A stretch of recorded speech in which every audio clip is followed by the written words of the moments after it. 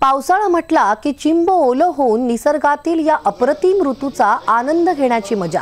तसंच पावसात काळी छत्री घेऊन पावसाचा निषेध करण्यापेक्षा आपली पांढरी छत्री विविध रंगांनी रंगवून पावसाचं स्वागत केलं तर। ह्यासाठी नाशिकमध्ये प्रसिद्ध सुलेखनकार अच्युत पालव यांची अमरेला पेंटिंग कार्यशाळा संपन्न झाली। अबीर क्रिएशन्स आयोजित या कार्यक्रमात अच्युत पालव छत्री रंगवून सुलेखन विषयक त्यांनी मार्गदर्शनही केलं। यावेळी इथं आलेला प्रत्येक नागरिकांनी आपली छत्री कशी छान दिसेल यासाठी रंगात रममाण झाला होता। यावेळी प्रत्येकाने आपल्या मनातील रंगीत छत्री साकारली।